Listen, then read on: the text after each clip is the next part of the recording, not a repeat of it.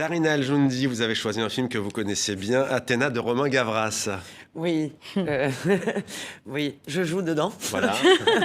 On n'est jamais mieux servi que par soi-même, comme on dit. Mais c'est aussi, on va dire, un hommage au réalisateur. Oui. Et à tous les comédiens dans le film, à tous les gens qui ont participé à ce film, à tous les gens de la cité dans laquelle on a tourné. Quelle est l'histoire en quelques mots ? Quelle est l'histoire ? C'est l'histoire de ces 4 frères pendant une durée de 24 heures dans la cité où il va y avoir presque une guerre dans la cité et les policiers. Parce que mon fils le plus jeune est tué, ça va déclencher toute une guerre. Mais c'est vraiment, c'est pas parce que je joue dedans, j'ai joué dans plein de films, mais c'est un film dont je suis vraiment fière. Ça vous tenait à cœur. J'ai adoré la mise en scène de Romain Gavras, j'ai adoré Emine, son premier assistant, qui était un miracle pour nous tous. Les gens, les vieux, les jeunes qui ont travaillé dans ce film. Bon, ça va, vous l'avez bien, bien justifié, ça va. Et la musique. Et la musique aussi, tout y est. Kamel Azouz, l'exposition Baya, Femmes en leur jardin, c'est jusqu'au 26 mars 2023 à l'Institut du Monde à Paris. Pourquoi ce coup de cœur ? Est-ce que vous y êtes, vous aussi, non ? Non, je ne suis pas dans l'exposition.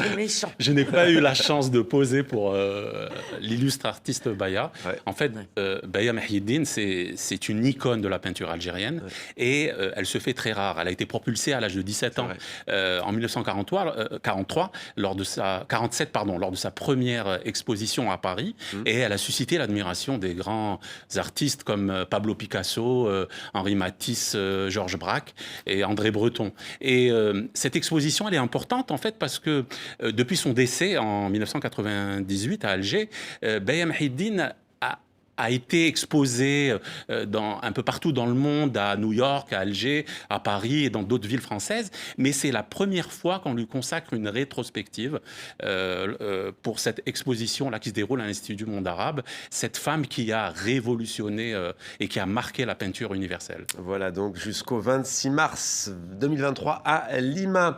Violaine Vanoyek, vous avez choisi l'exposition Ramsès et l'or des pharaons. Tiens, c'est à partir... C'est à partir de 2023 à la Villette, à Paris, avril 2023. Si tout se passe bien. Je ne vous demande pas pourquoi ce coup de cœur. J'ai hésité entre Malek Kasbah, c'est-à-dire celui qui a fait le générique de votre émission. Décidément, vous avez bien fait de choisir un autre coup de cœur. Et puis donc cette exposition qui arrive, qui est itinérante, qui est donc passée aux États-Unis, à Londres, et puis qui arrive chez nous. Et donc c'est sur la reconstitution de la vie de Ramsès le Grand. Ce qui est intéressant et ce qui est original, c'est que pour la première fois, on va montrer aux gens, aux spectateurs, je dis spectateurs parce que ce sera sur des moniteurs, on va leur montrer comment ont été découvertes les momies, dont celle de Ramsès, et qui ont été donc ramenées au Caire. Et justement, je reviens à cette famille Abdel Raboul, parce que ça fait partie, si vous voulez, de la vie de l'Égypte et de la vie de Thèbes Ouest. C'est souvent les gens qui habitaient là-bas, qui connaissaient parfaitement, évidemment, le désert, et qui retrouvaient les momies. Et donc, on va leur montrer comment ces momies ont été retrouvées. Donc ça, c'est bien. Alors, en dehors de ça, il y a un tas de belles pièces, mais formidables, en or, qui date de la 18e dynastie et puis jusqu'au Ramsès, donc plus tardivement. Ça sera où ? À la Villette. Ce sera à la grande halle de la Villette. Le petit trait d'union avec le cabaret sauvage. Oui. Laïla Fahim. Faut aller aux deux. Pas de jaloux. Laïla Fahim, vous avez choisi la ville de Daria en Arabie Saoudite, dont les ruines d'Al-Touraïf ont été inscrites au patrimoine mondial de l'UNESCO. C'était en 2010. Pourquoi ce site en particulier vous plaît ?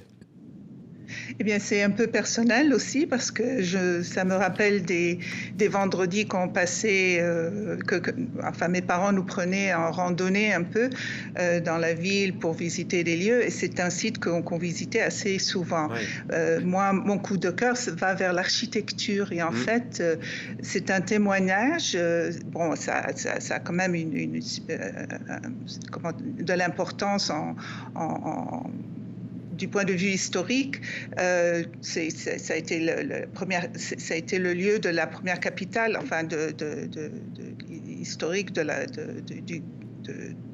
du pays. Mais c'est surtout, je me réfère à ce site pour des raisons autres que politiques ou religieuses. C'est l'admiration que j'ai pour un peuple qui a appris à survivre des conditions assez extrêmes, des éléments de la nature, la chaleur, un coup de cœur en forme hommage donc à un peuple. Oui. Ouais.